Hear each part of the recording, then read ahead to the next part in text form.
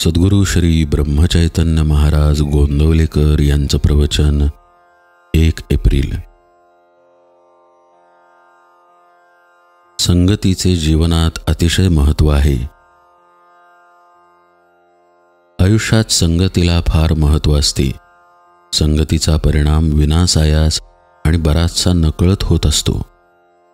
संत संगती लाभणे ही अत्यंत भाग्याची गोष्ट आहे। ती पूर्वपुण्याईमुळेच लाभते। ज्याच्याशी आपण संगत करावी त्याचे गुणधर्म आपल्याला येऊन चिकटतात हे आपण पाहतो। समजा काही लोकांनी इथे यायचे ठरवले। एकाने विचार केला की आपण पायीच जाऊ, दुसरा बैलगाडीने निघाला, तिसऱ्याने आगगाडीने प्रवास केला, तर चौथा मोटारने आला।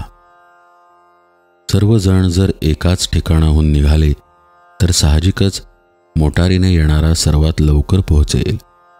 म्हणजे ज्याच्याशी संगत केली त्या वाहनाचे गुणधर्म त्याला विनासायास लाभले। संगतीची दुसरी गंमत अशी की ज्याच्या संगतीत आपण जातो त्याच्या पुढे आपले कर्तृत्व लोप पावते। इथून पुष्कळ मुले शिक्षण घेऊन पुढे कुणी वकील झाले तर कुणी डॉक्टर झाले। परत इथे आल्यावर त्यांनी इथल्या मुलींशी लग्ने केली। त्या मुली फारशा शिकलेल्या नसतील, परंतु वकिलाशी लग्न केलेली वकिलीण बाई झाली, डॉक्टरशी लग्न केलेली डॉक्टरीण झाली। असे जर देहाच्या संगतीने सामान्य माणसाचे सुद्धा गुणधर्म आपल्यात येतात तर सत्संगतीचा परिणाम किती होत असला पाहिजे।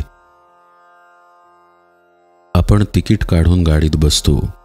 आपल्या शेजारी कोण येऊन बसेल ते आपल्या हाती नसते। तो विडी ओढणारा असला आणि आपल्याला धूर सहन होत नसला तरी नाईलाजाने तिथेच बसावे लागते। व्यसनी किंवा विषयी माणसाची संगत ही अशी तापदायक, घातक असते। उलट सत्पुरुषाची संगत ही उत्तम, लाभदायी ठरते। सत्संगतीपासून सद्वासना आणि सद्विचार प्राप्त होतात। एखादा साधू बैरागी असेल, झाडाखाली बसला असेल, तो स्वतः उपाशी असेल तर त्याच्याकडे येणारी मंडळीही उपाशी राहतील। समर्थांकडे कुणी गेला तर ते म्हणतील, मी भिक्षेची झोळी घेतो, तूही घे, दोघेही भिक्षा मागून आणू आणि जे मिळेल ते शिजवून खाऊ। पण संत गृहस्थाश्रमी असेल तर आपल्याकडे येणाऱ्याला तो वाटेल ते करून खायला घालील। अन्नानुसार वासना बनते, म्हणून संताघरचे अन्न मागून घेऊन खावे।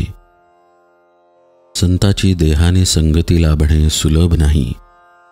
तो राहत असेल तिथून आपण लांब राहत असू आणि जवळ राहत असलो तरी प्रपंच कामधंद्यामुळे 24 तासात त्याच्या सान्निध्यात कितीसे राहता येणार। मग देहसंगतीचा लाभ कितीसा मिळेल।